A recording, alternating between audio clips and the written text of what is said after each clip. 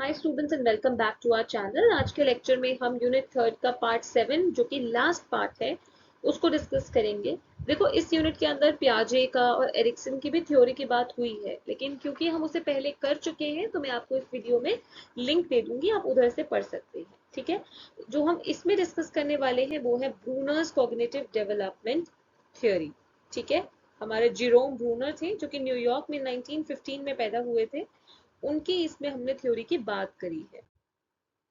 Brunner के हिसाब से the child cognitive structure matures with age, यानी एक बच्चे का जो कॉग्निटिव, जो उसका मेंटल स्ट्रक्चर है, वो उम्र के साथ मैच्योर होता है, जिसके as a result of which बच्चा जो है वो कॉम्प्लेक्स, उसका इंक्रीजिंग कॉम्प्लेक्स में उसके सोच विचार है। ऑब्वियसली अगर पहले आप छोटे हैं, आपकी सोच उतनी मेच्योर नहीं है, तो आप उसी तरीके से सोचेंगे सिंपलर वेज में।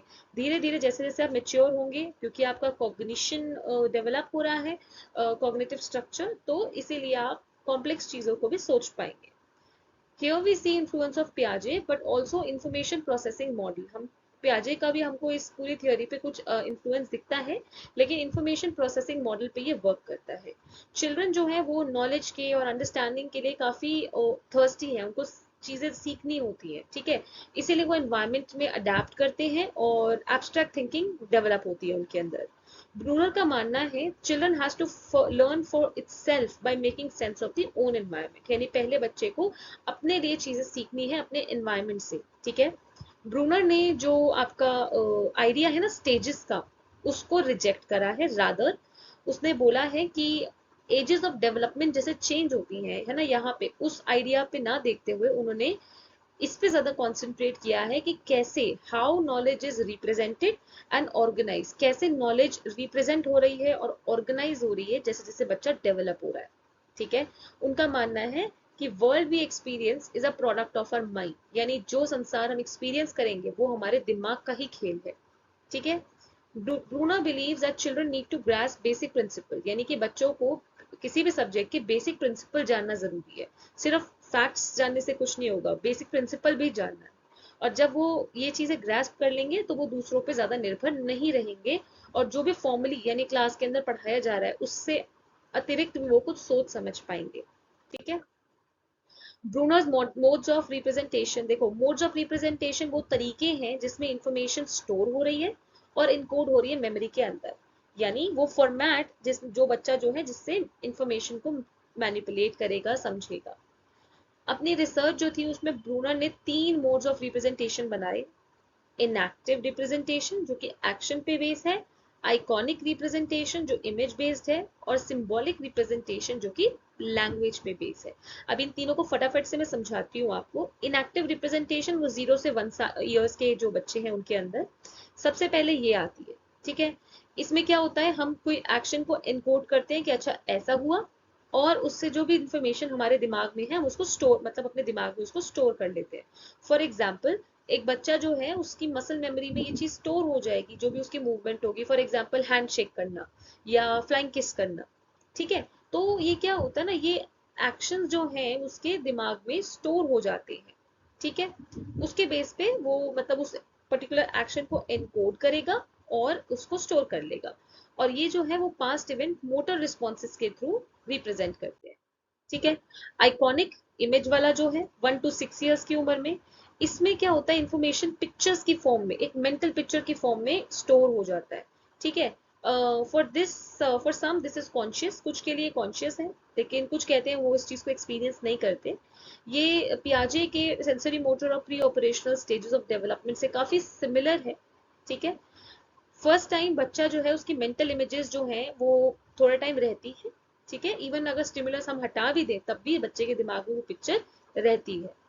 सिंबॉलिक रिप्रेजेंटेशन की बात करूं तो 7 ईयर्स के बाद जो आएगा, दिस डेवलप्स लास्ट, सबसे लास्ट में ये आती है, और नॉलेज जो है प्राइमरली शब्दों में, सिंबल्स की फॉर्म में स्टोर होती है। ये पियाजे की concrete operational stage of development से सिमिलर है। ब्रूनर ने सिंबल्स को में क्या बताया है, क्या क्या स्टोर हो रहा है, वर्ड्स, म्यूजिक। ठीक है, कि कैसे बच्चा जो है उसको आइकॉनिक से, एक पिक्चर से सिंबॉलिक मोड में शिफ्ट होता है, इसमें उस चीज की बात की गई है। ठीक है, इसकी एजुकेशनल इम्प्लीकेशंस की बात करें तो ब्रूनर के लिए जो पर्पस है एजुकेशन का वो सिर्फ नॉलेज देना नहीं है, बल्कि बच्चे की थिंकिंग, प्रॉब्लम सॉल्विंग स्किल्स, इन चीजों को भी उभारना और रियल लाइफ सिचुएशन में लगाना है। ठीक है। ब्रूनर का मानना है that a child of in any as is capable of understanding, यानी किसी भी उम्र का बच्चा कॉम्प्लेक्स सिचुएशंस को, इंफॉर्मेशन को समझ सकता है। ठीक है। देखो स्पाइरल करिकुलम क्या कहता है, this involve information being structured, इस तरह से इंफॉर्मेशन को स्ट्रक्चर करें कि जो कॉम्प्लेक्स आइडियाज है उनको भी हम आसानी से पहले पढ़ा सके सिंपल तरीके से, फिर वापस जाके थोड़े कॉम्प्लेक्स तरीके से, यानी कि सिंपल से कॉम्प्लेक्स। ठीक है। दूसरा इसका आता है discovery learning. Learner construct their own knowledge, learners जो है अपनी नॉलेज खुद बनाएंगे। And to do this, and वो कैसे करेंगे, ऑर्गेनाइज करके और कैरेक्टराइज करके इंफॉर्मेशन जो कि उन्होंने ली थी। ठीक है। रोल ऑफ टीचर क्या रहता है, सिर्फ बच्चों को मतलब रट्टा लगवाना नहीं, बल्कि उनके लर्निंग प्रोसेस में और उनकी मदद करना, ताकि वो अच्छी तरह से चीजें सीख कर और चीजों को समझ सकें, अपनी नॉलेज को उभार सकें। ठीक है। Modes of representation, needs to be aware of the mode being used by each child and the structure they're teaching, यानी कि फॉर एग्जाम्पल आप देखो, अगर टीचर डायनासोर्स के बारे में बता रही है, हो सकता है हाँ हमने अपने बोर्ड पे लिख दिया डायनासोर और तब भी हम पढ़ा सकते हैं, लेकिन अगर कोई टीचर उसका मॉडल ले आए या फिर उसकी कोई वीडियो दिखा दे, ठीक है, तो कितना ज्यादा उससे इफेक्ट होगा, राइट। देन कंप्यूटर्स की मदद ले सकते हैं, बहुत इंपॉर्टेंट और यूजफुल साबित होते हैं कंप्यूटर्स। ठीक है। उसके बाद स्पीडिंग अप कॉग्निटिव डेवलपमेंट, यानी कि ब्रूनर के हिसाब से टीचर्स जो हैं वो बच्चे की कॉग्निटिव डेवलपमेंट को स्पीड अप कर सकती है। किस तरीके से, मतलब लैंग्वेज एक्विजिशन इंप्रूव करा के उनको आइकॉनिक से सिंबॉलिक रिप्रेजेंटेशन में ले जा सकती है, यानी इमेजेस से सिंबल्स वाली स्टेज पे। ठीक है। कैरेक्टरिस्टिक्स क्या रहते हैं Bruno theory of cognitive development के, इस थ्योरी ने एम्फोसिस किया है, ठीक है, this theory emphasise reinforcement after learning, कि रीइंफोर्समेंट किया जाए, यानी कि रीइंफोर्समेंट क्या होता है, रिवॉर्ड्स या पनिशमेंट। ठीक है। ब्रूनर के हिसाब से बोथ इंडिविजुअल जो है and social qualities develop by education, यानी कि इंडिविजुअल और सोशल दोनों तरह की क्वालिटीज जो है एजुकेशन से डेवलप हो सकती हैं। इस थ्योरी के हिसाब से जो स्ट्रक्चर है सब्जेक्ट का is such that learner learn easily, यानी कोई भी लर्नर बड़ी आसानी से लर्न कर सकता है। और ब्रूनर ने एक जोर डाला है कि क्या करें, कोऑर्डिनेशन करें, पास्ट एक्सपीरियंसेस जो है उसको नए कंटेंट से मिलाएं थोड़ा। ठीक है। और इस तरह से समझाएं कि वो लॉजिकल वे, यानी पहले मुश्किल से मुश्किल चीज को भी पहले थोड़ा इजी, फिर कॉम्प्लेक्स लेवल्स पे जाके। ठीक है। ड्रॉबैक्स क्या है, इसने डिस्कवरी, ब्रूनर ने डिस्कवरी लर्निंग पे ज्यादा एम्फेसिस किया है, लेकिन हर सब्जेक्ट को हम डिस्कवर करके नहीं पढ़ सकते। ठीक है। किसी किसी में ये सिर्फ वेस्ट ऑफ टाइम लगेगा। देन इन्होंने इंट्यूटिव थिंकिंग पे काफी फोकस किया है। ठीक है। लेकिन कभी कभार स्टूडेंट जो है ये इंट्यूटिव थिंकिंग के कॉन्सेप्ट पे इतना ज्यादा हर कोई स्टूडेंट जोर नहीं दे पाता है। ठीक है। Then it is difficult for students to understand the structure of discipline, यानी बच्चे के लिए डिसिप्लिन का स्ट्रक्चर समझना थोड़ा टफ है, क्योंकि इसके लिए एक बच्चे को एक पर्टिकुलर एबिलिटी और मोटिवेशन देते रहना पड़ेगा। ठीक है। ब्रूनर और पियाजे के बीच के डिफरेंसेस क्या रहेंगे और सिमिलैरिटीज आप कहो तो क्या रहेंगी। ब्रूनर कहाँ पे अग्री कर रहा है पियाजे के साथ, कि children are pre adapted to learning, यानी बच्चे शुरू से ही लर्निंग जानते हैं, उनके अंदर एक क्यूरियोसिटी, उत्सुकता होती है। कॉग्निटिव स्ट्रक्चर जो है वो समय के साथ डेवलप होता है, और बच्चे जो हैं वो लर्निंग प्रोसेस में काफी एक्टिव पार्टिसिपेंट रहते हैं।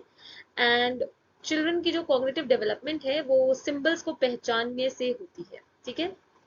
अब ब्रूनर कहाँ पे डिसएग्री करते हैं पियाजे के साथ। नंबर वन, डेवलपमेंट एक कंटिन्यूअस प्रोसेस है, स्टेजेस नहीं है, जैसे उन्होंने आपके पियाजे ने स्टेजेस दिए हैं ना, ऑपरेशनल और आपके फॉर्मल, बट देन इनका कहना है कोई स्टेजेस में नहीं बटा है, एक कंटिन्यूअस प्रोसेस है। डेवलपमेंट जो है लैंग्वेज का वो एक कॉज है, एक एक एक कारण है, कोई कॉन्सिक्वेंस नहीं है कॉग्निटिव डेवलपमेंट का। देन आप कॉग्निटिव डेवलपमेंट को स्पीड अप कर सकते हो, आपको वेट नहीं करना कि जब बच्चा तैयार होगा, रेडी होगा, तब होगा। एंड अगर हम एडल्ट और नॉलेजेबल इंसानों को ऐड करते हैं तो इससे काफी अंतर आता है लर्निंग के अंदर। ठीक है। That is all for this, I hope आपको समझ में आया हो। अगर आपको इसमें कोई भी चीज में कंफ्यूजन है या कुछ भी चीज आपको लगता है कि ये चीज हमें और कवर करना है इसके अंदर, so please let us know. अब हम हमारा बुक वन का थर्ड चैप्टर को ऑलमोस्ट एंड कर चुके हैं, थर्ड यूनिट को। लास्ट एक यूनिट रहती है एंड आई होप अभी तक आपको सब समझ में आ रहा है। कोई भी इशू है, never shy away from putting it in the comment section. So thank you for watching and keep learning, students.